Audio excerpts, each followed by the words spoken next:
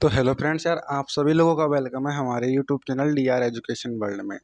तो जैसा कि आपको पता है, हम पढ़ रहे थे यहाँ पर निर्देश तंत्र वाली यूनिट, जिसमें हमने यहाँ पर गैलेनियम रूपांतरण पढ़ रहे थे और स्थिति का गैलेनियम रूपांतरण जो लेक्चर 1 में हमारा हमने कंप्लीट कर लिया था। अगर आपने वो लेक्चर अभी यहाँ पर नहीं देखा है तो जाकर एक बार देख लीजिए, क्योंकि अगर आप ये पढ़ोगे तो आपको कुछ ज़्यादा समझ में यहाँ पर नहीं आएगा उसे पढ़ने से पहले। ठीक है, तो दोस्तों आज की वीडियो में आगे बढ़ने से पहले आपसे रिक्वेस्ट करना चाहूँगा, आप अगर हमारे चैनल डीआर एजुकेशन वर्ल्ड पर नए हो तो प्लीज़ चैनल को सब्सक्राइब कर लीजिए। यहाँ पर फिजिक्स की क्लास है, हम बीएससी की जो रेगुलर अपलोड कर रहे हैं हमारे चैनल पर। और आज हम जो लेक्चर 2 में पढ़ने वाले हैं, यहाँ पर पढ़ने वाले हैं विस्थापन का गैलेनियम रूपांतरण। ठीक है, तो सबसे पहले आप यहाँ पर ये जो चित्र है इसको समझ लीजिए, क्योंकि अगर आप चित्र समझ जाओगे तो आपका जो है ये डेरिवेशन कंप्लीट समझ में यहाँ पर आ जाएगा। ठीक है, तो यार दोस्तों यहाँ पर हमारे पास दो निर्देश तंत्र है। एक है एस निर्देश तंत्र, जिसकी जो है स्थिति सदिश है एक्स बाई जेड, और दूसरा निर्देश तंत्र है एस डैश, जिसकी स्थिति सदिश है x dash by dash Z dash. और यहाँ पर दो बिंदु स्थित है पी और क्यू। ठीक है, जिसका जो ये स्थिति सदिश ये निर्देश तंत्र एस है ना, निर्देश तंत्र एस, इसका मूल बिंदु वो है।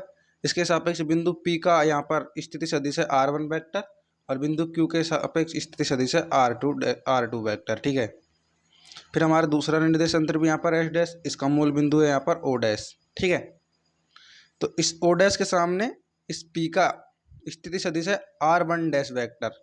ध्यान देना, इस ओ के सापेक्ष है r डैश वेक्टर और इस ओ डैश के सापेक्ष है r1 डैश वेक्टर बिंदु पी का, और बिंदु क्यू का है ओ के सापेक्ष r2 वेक्टर और ओ डैश के सापेक्ष r2 डैश वेक्टर। ठीक है, और पी और क्यू का, अगर हम पी और क्यू के मध्य स्थिति सदिश ओ इस एस निर्देश तंत्र में देखें तो डी वेक्टर होगा, और एस डैश निर्देश तंत्र में देखें तो डी डैश वेक्टर हम इसको बोलेंगे। ठीक है, ये थोड़ा सा आप यहाँ पर ध्यान रख लेना।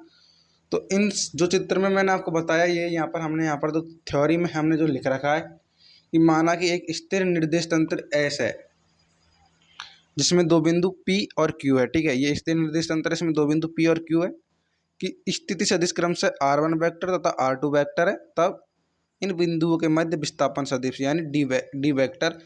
मैंने बोला था ना आपको, स्थिर निर्देश तंत्र इस एस के लिए यहाँ पर है, जो इन दोनों का जो विस्थापन सदिश होगा वो डी वेक्टर हम बोलेंगे, पी क्यू वेक्टर को यहाँ पर डी वेक्टर बोलेंगे। तो ये हो जाएगा r2 vector minus r1 vector D vector बराबर। ठीक है, तो इसको हम समीकरण नंबर 1 है यहाँ पर दे देते हैं। इसी प्रकार हम एक अन्य गतिशील निर्देश तंत्र में देखेंगे जो कि एस डैश तंत्र है। इसका मूल बिंदु ओ डैश के सापेक्ष बिंदु पी तथा क्यू के स्थिति सदिश r1 वेक्टर तथा r2 वेक्टर होगा।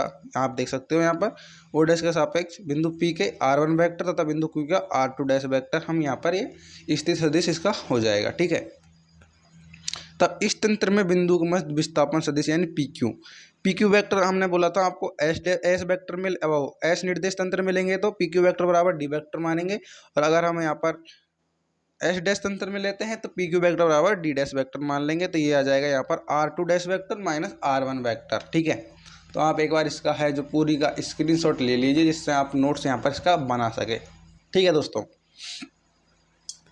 डी डैश वेक्टर बराबर r2 dash vector minus r1 dash vector आया था यहाँ पर। इस कारण हम पहले इसका r2 डैश वेक्टर का मान निकालेंगे, फिर r1 डैश वेक्टर का मान हम स्थिति के गैलेनियम रूपांतरण से हम यहाँ पर याद कर लेंगे। ठीक है, क्योंकि हमको इस डी वेक्टर को इस डी डैश वेक्टर के बराबर यहाँ पर अंत तक लाना है। ठीक है दोस्तों, तो हम जानते हैं स्थिति का गैलेनियम रूपांतरण होता है यहाँ पर r डैश वेक्टर बराबर r vector minus B vector t, इसको दे देते हैं हम समीकरण नंबर 3। फिर हम r1 डैश वेक्टर का मान इस r डैश वेक्टर की जगह r1 डैश वेक्टर यहाँ पर रखकर देखेंगे तो ये r1 वेक्टर हो जाएगा, और बाकी ये b वेक्टर टी तो ऐसे के ऐसे ही आ जाएगा। इसी प्रकार अगर r2 डैश वेक्टर रखेंगे तो यहाँ पर भी ये r2 वेक्टर हो जाएगा, और b वेक्टर टी ऐसे के ऐसे ही जो यहाँ पर रह जाएगा। फिर हम r1 डैश वेक्टर और r2 डैश वेक्टर का मान समीकरण नंबर 2 में रख देंगे। ठीक है दोस्तों, हम जो हमने याद किया था डी डैश वेक्टर बराबर r2 dash vector minus r1 dash vector, उसमें हम इसका मान रख देंगे r2 डैश वेक्टर और r1 वेक्टर का मान। ठीक है, तो हमारे पास डी डैश वेक्टर आ जाएगा r2 vector minus r vector, क्योंकि बी वेक्टर टी से बी वेक्टर टी यहाँ पर कट जाएगा।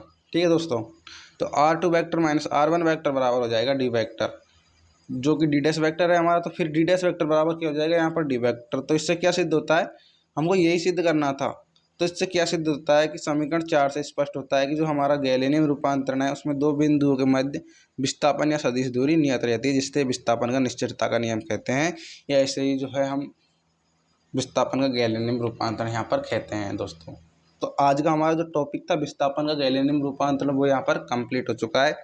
फिर मैं आपको बता दूं हम कल यहाँ पर पढ़ने वाले हैं वेग का गैलेनियम रूपांतरण, ठीक है। तो दोस्तों आप है जो हमारी चैनल है DR एजुकेशन वर्ल्ड, उसको यहाँ पर है जो सब्सक्राइब और बेल आइकन प्रेस करके रख लो। और मैं पूरी प्लेलिस्ट बना रहा हूँ यहाँ पर, पूरी प्लेलिस्ट में मैं आपको ये वीडियो सेव कर दूंगा, जिससे आपको यहाँ पर इन वीडियो को ढूंढने में ज़्यादा तकलीफ नहीं होगी। पूरी प्लेलिस्ट शायद मैं बना भी दूंगा, अभी तक बनाई नहीं होगी, तो जिससे आप यहाँ पर आसानी से पूरे फिजिक्स के यहाँ पर फर्स्ट ईयर के लेक्चर पढ़ सकोगे, फर्स्ट ईयर के लेक्चर यहाँ पर पढ़ पाओगे। तो दोस्तों प्लीज़ यार चैनल को सब्सक्राइब जरूर कर देना, वीडियो को लाइक कर देना। और कल पढ़ने वाले हैं हम यहाँ पर वेग का गैलेनियम रूपांतरण लेक्चर नंबर 3 में। तो आज के लिए गुड बाय, कल फिर मिलते हैं दूसरे लेक्चर में।